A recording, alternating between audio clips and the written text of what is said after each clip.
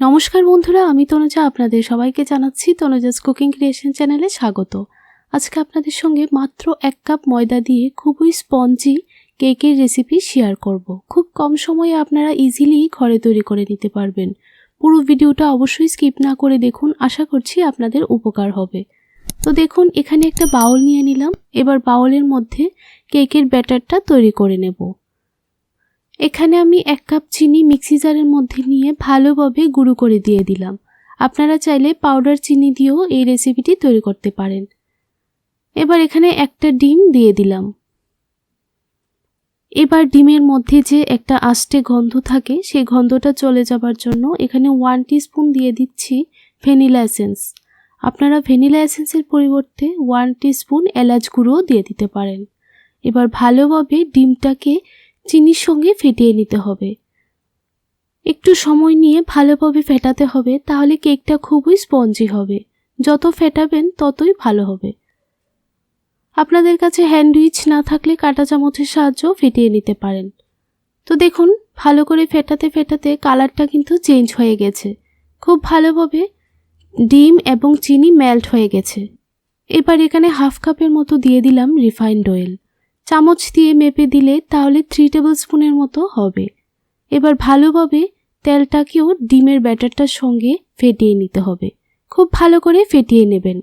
প্রায় 3 থেকে 4 মিনিটের মতো সময় নিয়ে ফেটিয়ে নিতে হবে। তো দেখুন, ভালোভাবে ফেটিয়ে নিয়েছি।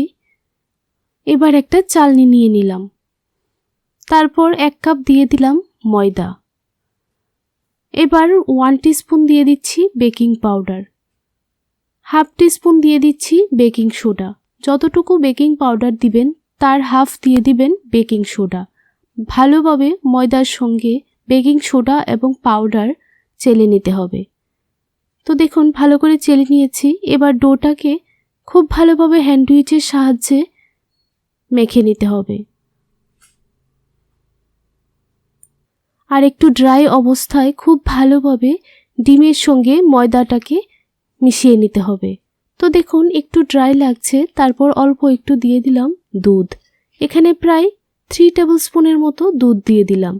আর আমি এখানে দুধটা রুম টেম্পারেচারে রাখা দিয়ে দিয়েছি। এবার ভালোভাবে দুধের সঙ্গে ময়দার ডোটাকে মিশিয়ে নিতে হবে। আবারও 5 থেকে 6 মিনিটের মতো ফেটিয়ে নেব। আর কেকের ব্যাটারটাকে যত ফেটাবেন ততই কিন্তু কেকটা নরম তুলতুলে এবং স্পঞ্জি হবে, খেতেও খুব ভালো লাগবে। তো দেখুন, 5 থেকে 6 মিনিট সময় নিয়ে ভালোভাবে ফেটিয়ে নিয়েছি। আর ডোটার কনসিস্টেন্সিটা ঠিক এই রকম হবে। আর বন্ধুরা, এই কেকটি কিন্তু খুব সহজেই আপনারা ঘরে তৈরি করে নিতে পারবেন। খেতেও খুব ভালো লাগে। অবশ্যই বাড়িতে আপনারা ট্রাই করে আমাকে কমেন্ট বক্সে কমেন্ট করে জানাবেন কেমন লাগলো। আর খুব বেশি পরিমাণে কিন্তু আপনার বন্ধুদের সঙ্গে শেয়ার করবেন। তো দেখুন, কেকের ব্যাটারটা একটা সাইড করে রেখে দিয়ে দিলাম। এবার একটা কেকের মোল নিয়ে নিলাম। মোলটার মধ্যে খুব ভালোভাবে অয়েল গ্রিস করে একটা বাটার পেপার লাগিয়ে দিলাম। তারপর উপর থেকে কেকের ব্যাটারটা ঢেলে দিচ্ছি।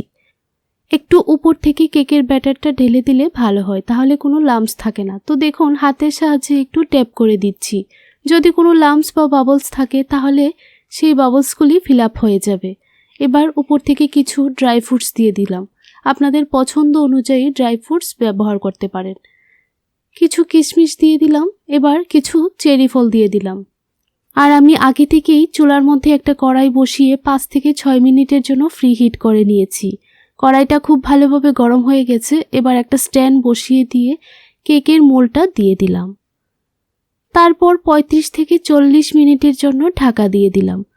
আর এই ঢাকনার মধ্যে যে একটা ছিদ্র আছে, এই ছিদ্রটাকে আমি একটা পেপারের সাহায্যে বন্ধ করে দিয়ে দিলাম।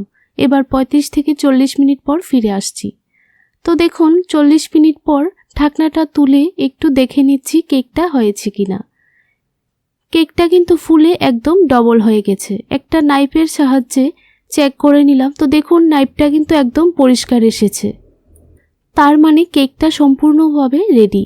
তো দেখুন, 5 মিনিট পর ঠান্ডা হয়ে গেছে। এবার কেকটাকে আনমোল্ড করে নিলাম।